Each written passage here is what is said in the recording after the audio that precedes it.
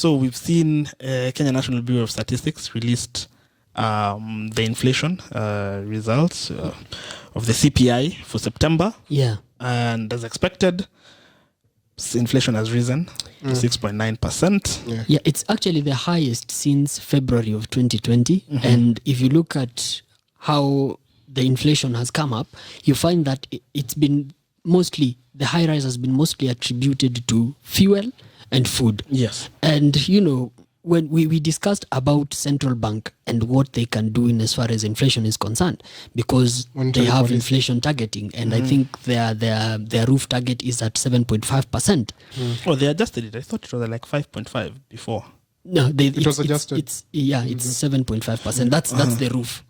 And we also saw that the CBK maintained the lending to banks at 7%. That was expected. But going back to the inflation, Chief, you know, the central bank has monetary tools to control inflation. Yeah. But what is happening on ground is actually cost push inflation. They don't have tools to control Can't do anything about that. They can only control demand pull inflation. Yeah. This sounds like an economic class now. Yes. You know, we happen to be all economists. But again, I think there is a leeway. Because, as I've just said, this rise in inflation is mostly attributed to fuel and what? And food.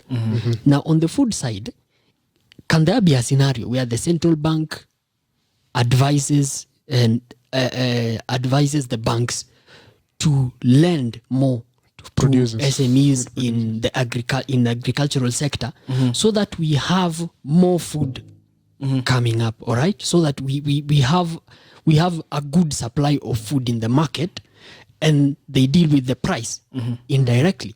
I don't know if I'm making sense. You're making a lot of sense. And maybe if I can say something about that. Yeah. Sorry. Where was I? He's making a lot of sense. If you could say something about that. Yeah. The sense being... Well, as you've correctly said, the problem, the inflation you're having now, it's pushed by the cost of products in the CPI basket. Again, CBK is very limited. Its powers are very limited with regards to affecting that, in as much as they would want to do to lower that inflation rate and all that. Yeah. Okay, I think why does that has made him tired? No, because we are saying, okay, the CBK could help like the agribusiness space and all that, but also we've had government policies. Again, Galana Kulalu comes to mind, something that was like mismanaged in like really impressive levels of incompetence and mismanagement. Like, it's something that you have to look at and be like, these guys really did and as in, we've had these things that are supposed to shield us and try to give us a soft landing from these shocks to food prices and whatnot. But again, I think as industries, I think we just have to rely on ourselves and trying to make the markets more efficient. And as a farm, trying to maximize efficient productivity and maximize productivity from farms, and improving the value chain from farm to consumption. And I think there's a lot of activity. I think there's a lot of activity in the agribusiness space that is trying to help with that. But I don't know, with this inflation, the way it's going, as you said, it's a cost push inflation. As you've said, it's the highest since February 2020. Are we going to see it reduce? Because right now it's at 6.9%. 1 year bond is currently at 7.6. The ones that were reopened. The ones that were released, the results from last week. This week, actually, this past week. 7.6 1 year bond. So basically, even if you're investing in a 1 year bond, technically you're making 0.6%. And that's an important point, because I really want our viewers and listeners to know that if your money is in whichever place that is earning you less than 5.6 point, The The inflation rate, 6.9. Yeah, 6.9 at the 6.9, Yeah. you're effectively losing money. Yeah. Yeah, so it's important that you know that. Move your money to somewhere that would get you a higher rate than that. And just to add on to your point, I lost my train of thought earlier on. I've just gotten back to it. When you mentioned about the tools that the CBK only has, the monetary tools it has is to control demand pull inflation. Yeah. Now that you're talking about tools, I think the one with the tools is us. Like Kaliev said, it is us. And it is us through our representatives in the legislation. I remember when the EPRA chairman was before the House, he was bold enough to tell them that, you know what, this is this problem, it's caused by you guys. You're the ones who came up with these punitive taxes. Do you know, I cannot imagine that we have excess duty. Excess duty is a tax that is put on generally luxuries. Mm-hmm. Then we have excess duty being imposed on fuel. That was mind-blowing to me. I don't see why you should have excess duty on a commodity like fuel. Because the government needs the money. And so we've gotten to a government where we don't need think tanks. Yeah. We need creatives. Not to demean creatives, but that's what our government is doing. They're just being creative to try and force wait. This man has just said that we don't need think tanks, we need creatives. That's what the government is like. I think you're insulting creatives. No. Do you know that we are creatives here? Because what the government is doing, the government is just being creative in, like, every now and then it's just like, how can we get more tax from here? How can we get more tax from here? It does not matter whether or not it makes sense. The effects of that, it doesn't matter to them. Like you've said, all this, they're because of the externalities of increasing the price of fuel and food. I think the externalities of fuel are way more than those of food. So if you can just manage the price of fuel, you can really reduce the inflation rate. Yeah, and Ista, I'm of the opinion that there is no creativity there. If anything, it's just laziness. Do you know why? Because fuel to the government is actually low-hanging fruits. Yeah. If you really want to increase revenue in Kenya, expand the tax bracket. It's not an easy thing. That's why I'm saying they are lazy. They are targeting these low-hanging fruits and regressive taxes like VATs and sins tax. Coming back to to the fuel, we saw this week that a parliamentary committee actually recommended that the National Assembly rejects the legal notice. The legal notice that came in action in May this year, the legal notice of 5.4% petroleum levy on diesel. Yeah. And we are yet to see if that recommendation by the committee to the National Assembly, if the National Assembly will reject that will offer some relief to Kenyans on diesel. I might see that probably instructions might come from the House on the Hill to the National Assembly for them not to reject that, because we've seen, the desperation. Our fiscal performance is not good. Okay, so the government also needs that 5 shillings. Yeah. But that would help, of course, in the inflation. Yeah, that would help. But it's diesel. Had it been on kerosene, I think the impact would have been bigger. But still, it will help. Yeah, because I saw the numbers, and do you know what? In fuel that is used for cooking in Kenya, do you actually know that kerosene is the top at 55%? Yeah. Then now you have cooking gas at 24%. Wow. Yeah. So had it impacted on kerosene, the impact would have been bigger. Diesel, it's going to have a good impact. Mostly on commercial vehicles. Commercial transport. The transport and logistics sector especially is going to help. And going back to what you're saying, okay, it was quashed, but it's on a technicality, because they say they didn't follow the due process in terms of public participation. So if they follow the due process, there's a possibility of it coming back. So that's the technicality. And also, I think we saw some pushback from Treasury with regard to the minimum tax ruling. So Treasury said, okay, because it's going to leave a hole of 21 billion to the government. So what they're going to have to do is essentially they're going to have to cut budgets. And some of the institutions that have been targeted include the judiciary.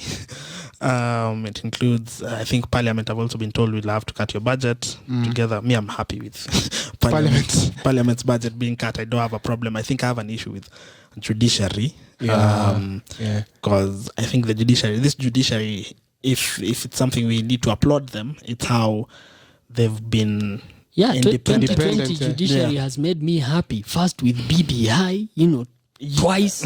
Then again with the minimum tax, which is very regressive and actually predatory, to say the least. So just going back to what Keegan mentioned, as the government, they're supposed to broaden the tax base. And so I found myself thinking about how can the government essentially tap more into the lower income, to the Juakalis, to the Mamambogas. How could they bring them into the tax bracket more basically? So we find how it's not usually taxed, but usually for this small businesses, usually they do pay their licenses, business licenses to the county government. Mostly it's to the county government, and that's usually an expense to them. And so when the government also comes on top and slaps them with a tax bill, it's trickier, or it feels like it's punishing to them as well. So that's the challenge, the thing that I've been trying to think through. Like, if I was in policy at KRA, like, how would I bring these guys onto the tax bracket? Yeah, into the tax bracket. You see, we should have started with this statement to acknowledge the fact that we're having this conversation with a very big assumption. We are assuming that the problem that's caused, because we're having this discussion because of the deficit that there is between what is needed and what is collected in terms of revenue. We are assuming that all that is collected is remitted to the treasury, which is not the case. There's a lot of tax leakages. There's a lot of corruption that leads to tax. So I was having a conversation with a friend of mine. No, really, she told me that with regards to food, we talked about food as being a reason to why we have this much cost inflation. So she was saying that, do you know, it would cost less to reduce wastage of food than it would to increase the production of food. You understand? Yeah. So just with that, if you use that analogy to now bring it on to this discussion about tax revenue and the deficit that there is, you might find that it could be easier for this treasury. Again, I think you're right. This is just laziness. That it would be easier for them to reduce this leakages, wastage of taxes that are already collected than it would for them to go sit down and have a whole discussion about increasing the tax bracket. Because the more, if you increase the tax bracket, I think you're starting a cycle of it's a cycle that cannot end that you're starting. Because you know what? You increase that, the deficit increases. Now you can't, like what Kali has just told us about, they're going to cut the budgets. Budgetary allocations to, let's say, for example, the counties. Now you pay people late. Now people don't have as much disposable income as they did before.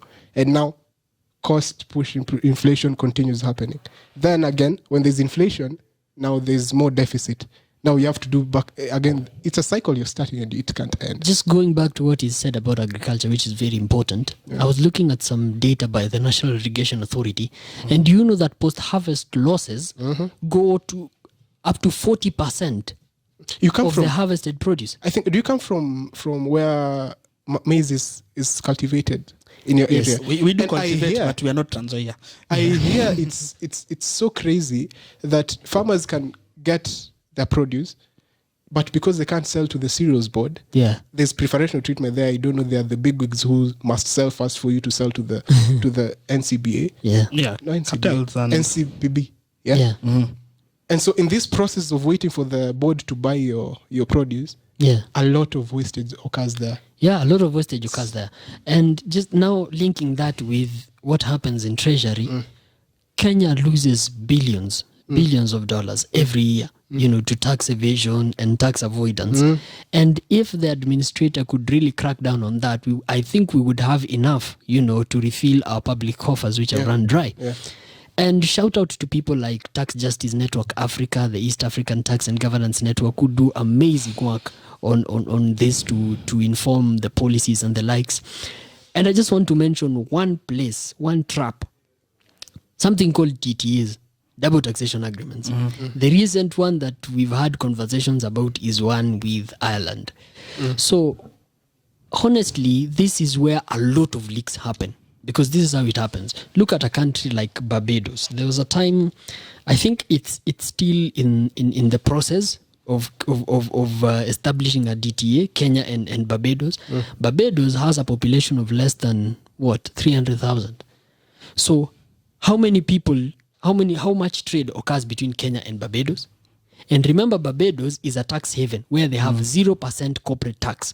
Okay, and according to the UN, if you have a double taxation agreement between two countries, and there is trade, there's economic activity between the two countries, you only pay tax in the country where your business is domiciled, where your business has been registered. Yeah. Okay, Yeah. so and Kenya has a 30% corporate tax. Okay, so for example, if Dan's company has made 100 million profit, okay, and it's doing trade. The trade is the economic activity is in both Barbados and Kenya. You find that Dan will be able to in Kenya, if he pays tax, 30 million will go to KRA. But if he's in Barbados, he'll keep his whole 100 million. So why, if Kenya has a double taxation agreement with Barbados, why won't Dan move his registration from Kenya to Barbados? So these are where the leaks are mostly with DTAs. Yeah, but I don't know whether those leaks are okay. I don't think they're that big. They are. But I don't want to mention all of the companies because you were once affiliated. I will skip that today. But just going a little bit back to what Easter was saying, in terms of this reducing the wastage and the leakage. Yeah. So my question is, what incentive do, especially the legislative arm, what incentive do they have in terms of reducing this tax leakage? Because you find the other day they shut down the attempts to minimize presidential campaign spending. Yeah. They are trying to cap it at 4.4 billion. Yeah.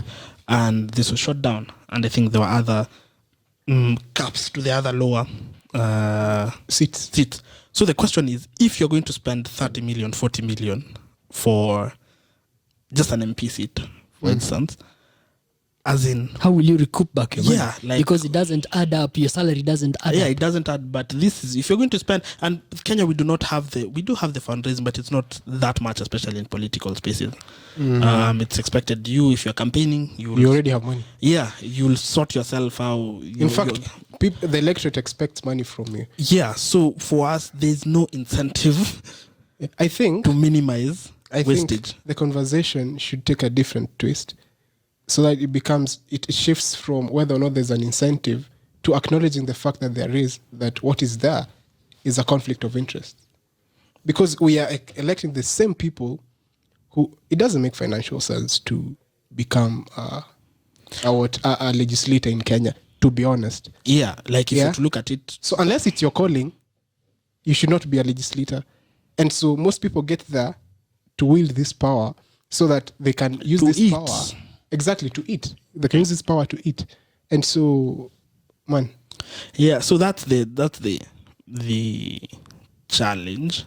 But anyway, I think for me, what I saw, or I thought maybe, I don't know whether I'm helping the Mama Mbogas here, or whether I'm giving KRA any ideas, but in terms of expanding the tax base, I saw Safaricom came up with Pochi la Biashara, which essentially separates your business revenue from your personal transactions. And in a way, if KRA can try to now enforce or track or encourage businesses to try and use this, and then maybe they can have that as a basis of having some sort of tax that is not too punitive but still helps people to move along. Although, to be honest, I feel like most of the small business people have already paid their tax through VAT. Yes, times. but VAT is a pass on. You know, it's you pass it through. Okay? Yeah. It's not like corporate income tax where you'll pay from your profit. And bringing people to a formal tax system is formalizing the informal sector. Yeah. It's not as easy as it sounds. It's very hard. And KRA have come up with some measures. I've come up with some new taxes and programs which have not performed as expected. Okay. But again, one of the biggest challenges is accounting. Small businesses and those in the informal sector, they're wako nje accounting buyer. Because if you actually scrutinize how they work, you find that for them they don't work for profitability. They actually work for revenue, for liquidity, for cash flow, to the extent that mwisho wa mwezi imefika, umepata ya rent, nimepata ya rent. They just work for liquidity. They don't know their margins. They don't know their revenues. If you meet an MSME in the informal sector and ask them, what was your revenue for last month? What are your margins? What are your expectations? Okay, so that in itself is a big challenge on how KRA approaches this. And this week we saw that UNGA released their results, their full year results as at of 30th of June 2021. And one of the things that I was having a chat with a friend of mine who runs an informal, who is an MSME in the informal, still in the informal sector. And we were just analyzing this, and I was telling him, you see, one of the reasons why UNGA's profit has really grown 4 times, it's because there was a payment that was made, that was supposed to be made. They supplied to the government subsidies program in 2017, where UNGA they set a roof of price control of 90 shillings. So UNGA supplied in 2017. They got paid in this financial year that has just ended, 30th of June. So that is when they booked that money. They didn't book it in 2017 when they supplied. Because the accounting has it. Yes. You should so this friend of mine was telling me, see, Mimi, once I've released the stock, I book the sale. I'm telling no, you don't book the sale because you haven't received the money. You just book it in the inventory that it has left your store. Your store. No, your friend was right. Your friend was right. No, in terms of receivables. Yeah, it's a receivable it's a receivable in your balance sheet. Yeah. But the money hasn't come to the company yet. But because you've closed the sale, it should appear in your sales. Yeah. It should appear in sales. Okay, but to take you in an accounting whatever concept or something. Yeah. If you make this sale, how are you going to book it? You're going to debit your sales and credit your what did I say? But the point you're going is, to credit your sales. Sorry, you're going to credit your sales. I went so far. You're going to credit your sales, and then you're going to debit your cash if you're paid in cash. Yeah. If it was a credit sale, you're going to now debit your credit. Yeah, now it's your a credit sale. But then the point that I'm making is my friend was like, now this money for him, it's like this money has come to the company. Yeah. Now, like, he doesn't acknowledge the time the receivables and the likes in his accounting. So that's generally just to describe, how things are operating in terms in as far as accounting is concerned in the informal sector. Yeah. Which that in itself is a big challenge. And Kalia, just something about what has been mentioned. UNGA made a distribution in 2017. They were paid recently. And we saw on Friday yesterday that the control of budget said that the debts that have accrued to suppliers, both in the national and county government, is now at 36 billion Kenya shillings.